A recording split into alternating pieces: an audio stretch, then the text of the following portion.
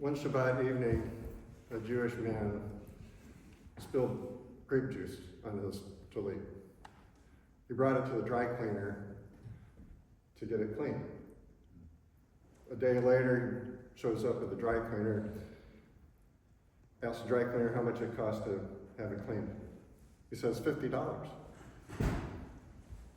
Jewish man says, "Oy vey, $50? Why so much?" The dry cleaner says, "Do you know how long it took me to remove all of the knots?" Mr. Toastmaster, fellow Toastmasters, I have a confession to make. I left a perfectly respectable Protestant religion to become Jewish. Yes, I was raised Lutheran. I went to church every Sunday. We had potluck lunches and dinners, and we listened to music sung by a choir. And yet somehow I found myself voluntarily joining a religion with Hebrew, fasting, and 3 opinions for every 2 people.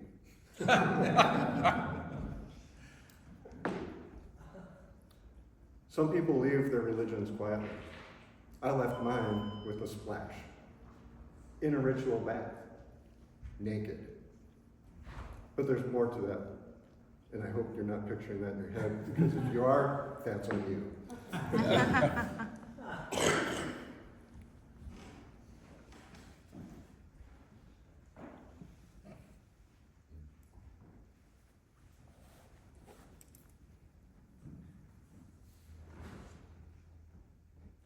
This morning I'd like to share my story. A story of questions, challah bread, and circumcision. And yes, that's coming later. No visuals though. And this is my story on how I went from Luther to Latkes. And if you don't know what a latke is, it's basically a Jewish pancake. Potato pancake. Let me set the stage. I grew up Lutheran. We had structure. Bulletins, liturgical calendars, choirs, and robes. We knew what we were doing. I believed in God, grace, and the comforting rhythm of ritual. Even in confirmation class, however, I had questions. Big questions. Questions like, if God is all loving, what do we do about suffering?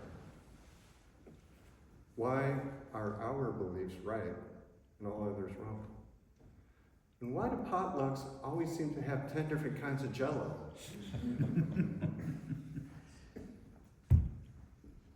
I wasn't seeking rebellion. I was seeking death. More questions, not fewer. A place that welcomed room for doubt. There wasn't one singular moment that led me to convert. It was more of a journey. One of self-reflection, a spiritual hunger, and a growing need for a deeper connection with God.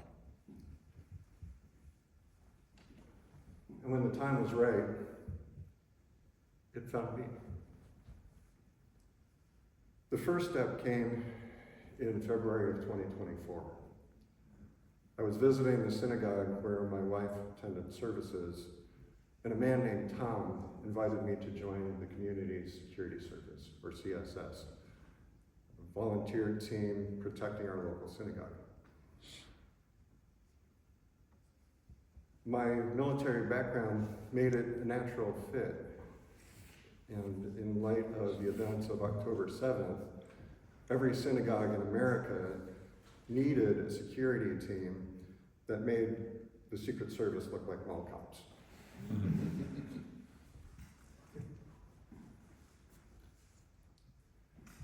By the end of our conversation, Tom said, "Talk to Phil.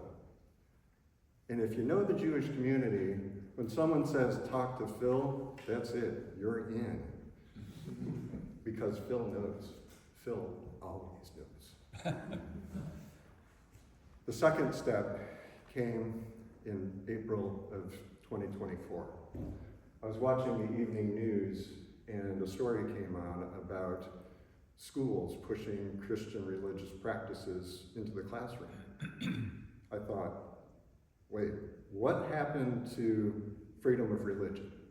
Or for that matter, freedom from religion? I recall reading a letter from Thomas Jefferson to Mordecai Noah on the consecration of a synagogue in the 1800s.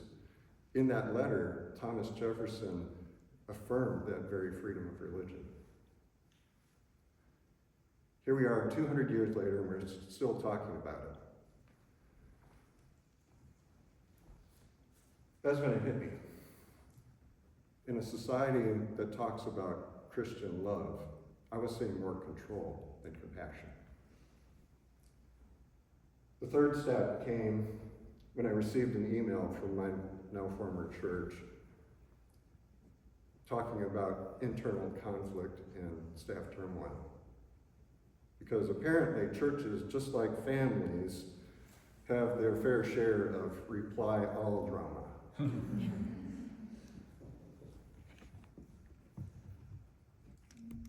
I turned to my wife, Nicole, and said, I think it's time to explore my options. Nicole, being Jewish, she turns to me and gives me that look. The look that says, took you long enough. And with the subtlety of the hand of God, she says, talk to the rabbis. So I did. That very next day, I scheduled an appointment to meet with Rabbi Dr. Jenny Solomon about conversion. In the meantime, I did what any curious person would do. I Google searched how to convert to Judaism. Google said, step 1, be discouraged. Seriously, Judaism does not proselytize. In fact, when you say, I want to convert, the traditional response is, why? Followed by, no, really, why? And then, are you sure? You want in? You have to work for it.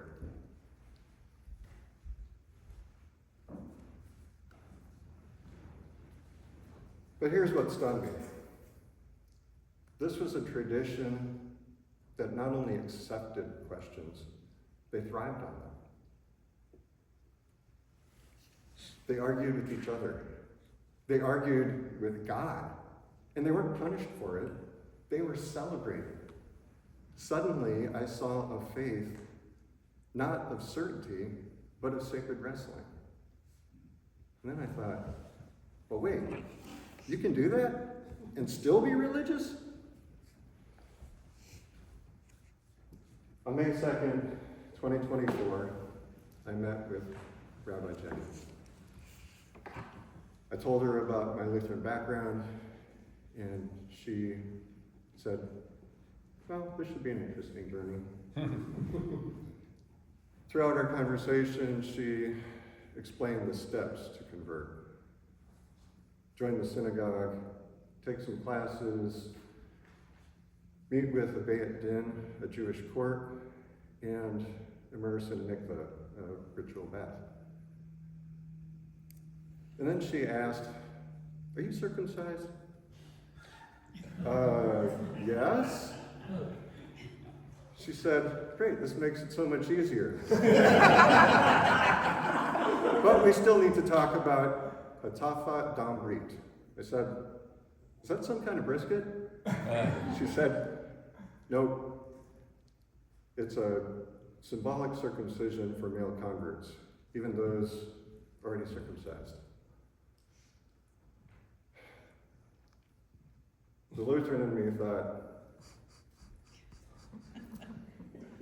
well, you know, we don't bleed for our religion. We mostly bake casseroles. But I said yes. Because conversion isn't just about belief. It's a covenant. And I figured if Abraham could do it at 99, I could survive a Band-Aid.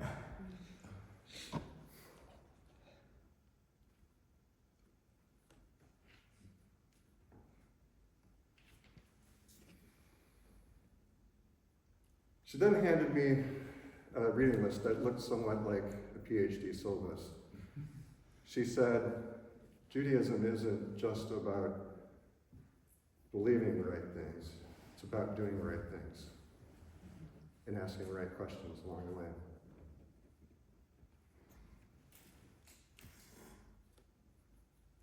After my conversation with Rabbi Jenny,